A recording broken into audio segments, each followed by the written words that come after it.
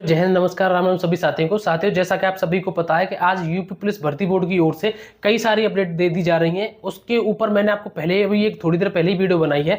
आपकी जो डेट थी वो भी बढ़ा दी गई है, यानी कि जो संशोधन करने की जो तिथि थी वो पहले 17 और 18 जनवरी थी, वो 17 से लेकर के 20 जनवरी तक कर दी गई है। और अभी अभी लेटेस्ट अपडेट थोड़ी देर पहले ये है कि आपके डिजी लॉकर को लेकर की आपकी बहुत सारी समस्या थी कि डिजी लॉकर से किसको जो अपने जो डॉक्यूमेंट्स हैं किसको अपडेट करने हैं, ये सभी के लिए अनिवार्य है या कुछ लोगों के लिए है। तो उसके ऊपर बिल्कुल आपका डाउट है जो खत्म कर दिया भर्ती बोर्ड ने। अभी अभी की अपडेट है भर्ती बोर्ड द्वारा, वो मैं आपको बता रहा हूं। देखिए, आप यहां स्क्रीन पर देख सकते हैं, मैं भी आपको यहां पर बता रहा हूं। उन्होंने बताया है बिल्कुल साफ साफ, यहां आप देख सकते हैं कि DigiLocker window is for those who uploaded scanned documents before integration of DigiLocker. अभी मैं इसको बताऊंगा क्या मतलब है इसका।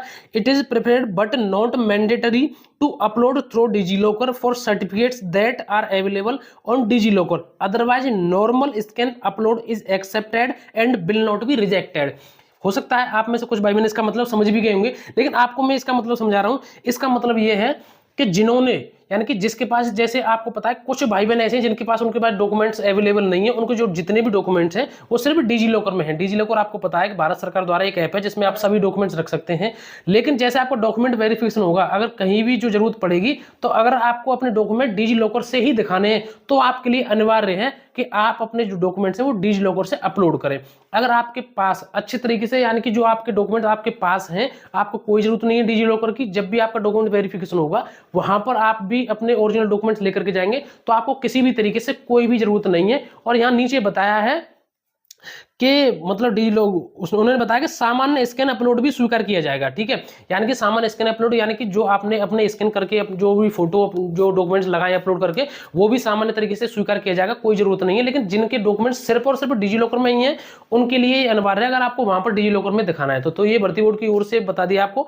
आपने जिस तरीके से जो फॉर्म भर दिया है, यानी कि स्कैन करके, आपको बिल्कुल भी परेशान होने की कोई भी जरूरत नहीं है। तो ये सारी जानकारी आप सबके लिए भर्ती बोर्ड की ओर से।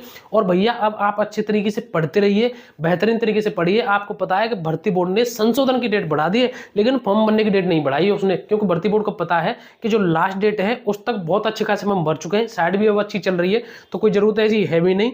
लेकिन एग्जाम मुझे लग रहा है कि अभी तक उनके दिमाग में 18 फरवरी ही है, लेकिन एक दिन में ये कराना इम्पॉसिबल है एक तरीके से। जैसी कोई अपडेट आएगी तो वो मैं आपको टाइम से बता दूंगा। और भी आपको कोई डाउट रहता है कोई, वो कमेंट करिए। पढ़ाई कैसी चल रही है वो जरूर बताएं। टेलीग्राम से जरूर जुड़ जाइए, उसकी लिंक मैंने डिस्क्रिप्शन में दे दी है। तो अब मिलेंगे अगली नई वीडियो में एक नए टॉपिक के साथ। मुझे आज आप सभी के लिए यही जानकारी देनी थी। जय हिंद, नमस्कार, राम राम।